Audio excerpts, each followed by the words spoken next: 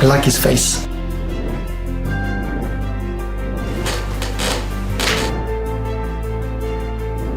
Привет! Ah!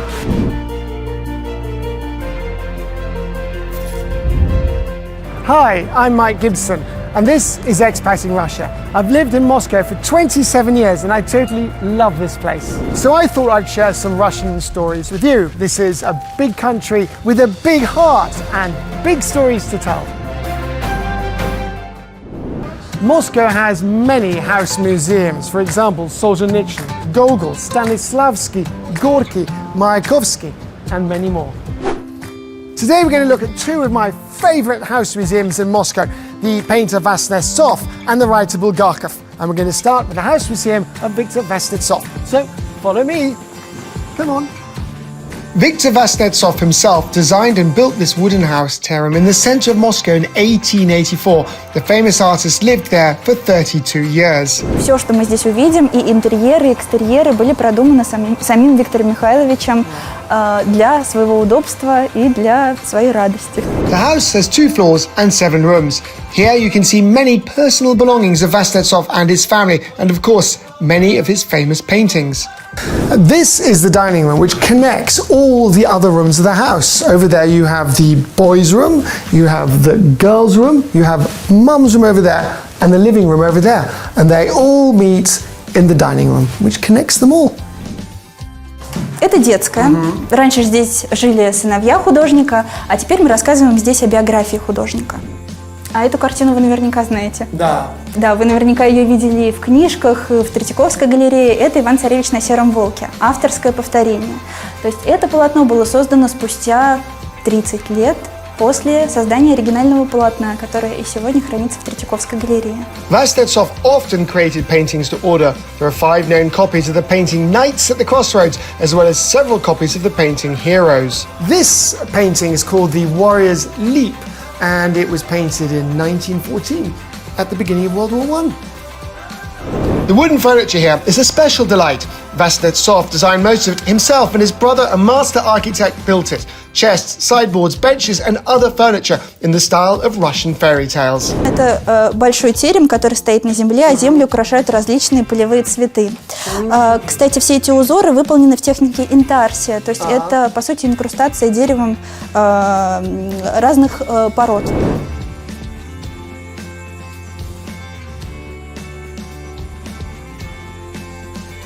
This clock was made in 1781 by the self-taught Russian master Katkin, and it's one of the first clocks with a second hand. Listen.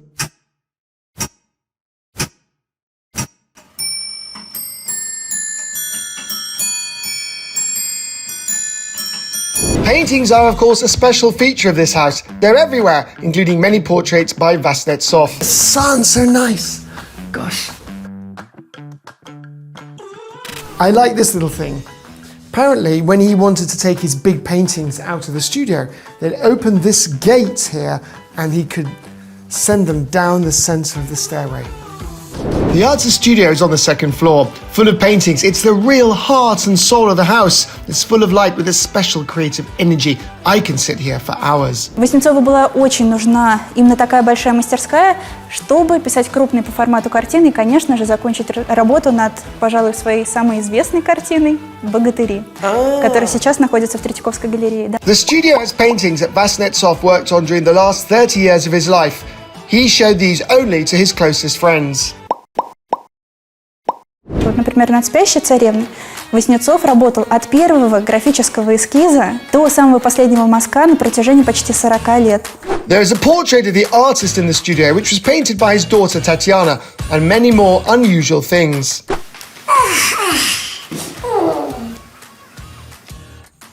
Just look at this huge stove. There are stoves like this in almost every room. I wonder what secrets Vasnetsov kept in here.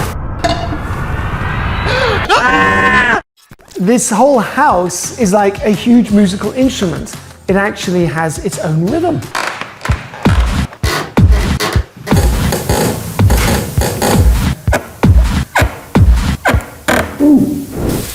The Vasnetsov Museum comes with its own garden, which is really beautiful, a true part of the Russian countryside right here in the heart of Moscow.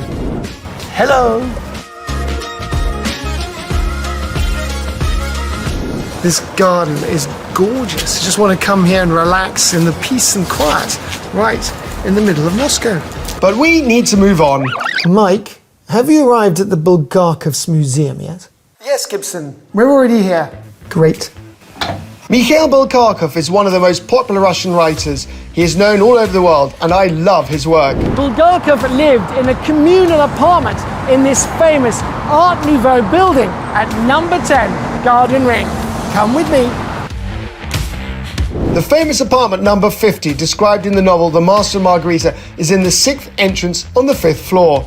The stairway to Bulgakov's flat is a famous graffiti pilgrimage for Bulgakov fans. You'll find drawings and quotes from Master and Margarita and his other books. This is a cool cult place.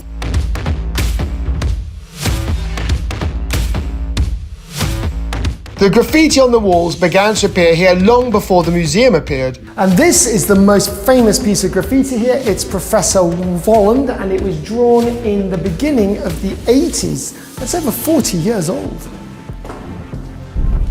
Kot Begemot, one of the characters from Master and Margarita. Mikhail Bulgakov lived in this apartment for 3 years with his first wife. His literary career started here, and he called this communal apartment cursed, though it inspired characters in his novels. После достаточно благополучной жизни дореволюционной, и он окунулся вот в такой коммунальный быт. Этот дом, он стал одним из первых домов коммун в Москве. Здесь были коммунальные квартиры, здесь жило около 20 человек, и комната, в которой они жили со своей женой Татьяной Николаевной, была, пожалуй, самой неудачной. There were 9 rooms in this apartment with a common kitchen for all the residents. When I first came to Russia in '93, I actually lived in a kommunalka in St. Petersburg. And this recreation of a kommunalka is exactly as I remember it. All the little details, the kind of the old bits of technology, the kind of old stoves, really is perfect. And this something oppressive falling down on our head, a bit like living in the kommunalka. I just want to try and pull bits out like Jenga and see how long it takes till it falls down. I'm sure I shouldn't really do that. In the photos, you can see some of the neighbors of this bad apartment. Это Анна Горячева по прозвищу Чума. Это соседка Михаила Афанасьевича, которая стала прототипом сразу нескольких его героиней. Конечно, самая знаменитая — это та самая Аннушка, которая в «Мастере и Маргарите» не просто купила подсолнечное масло, но уже его разлила здесь неподалеку на Патриарших прудах. Майкл, а здесь, в этой комнате, вот за исключением стула, стола, лампы и радио, все остальное, включая даже люстру, которая над нами, это все из квартиры Булгакова в Нащекинском переулке. К сожалению, этот дом не сохранился. But his desk was preserved, at which Bulgakov wrote The Master and Margarita, Notes of the Deceased, and other works. А почему здесь столько плакатов фильма «Иван Васильевич»? Да все очень просто, потому что Булгаков написал пьесу под таким названием «Иван Васильевич». Правда, в пьесе действие происходило в 30-е годы, а уже в конце 60-х режиссер, знаменитый Леонид Гайдай, снял фильм по этой пьесе. So this is Bulgakov's second apartment, which was private. He had it all to himself, very different from the open communal living in the first apartment. He came here with his second wife. And I like these little photographs. Here's a picture of his study here and his adored pet dog and various other details. I particularly love this room. It's like full of really cool interactive things from Bulgakov's life and Bulgakov's work.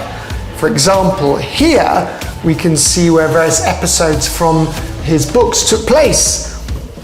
And it links pictures with a map. Through these little peephole, you can see a reconstruction of Bulgakov's study in this apartment. So that was only the tip of the iceberg. We've seen 2 house museums in Moscow, and there are many more to discover, full of stories and history. Behind me is the incredible house museum of the famous Soviet constructor's architect, Melnikov. But we'll leave that for another day. You've been watching ExPatting Russia, and I hope you'll come back and watch us again. Meanwhile, please subscribe to us in the link down below. Bye!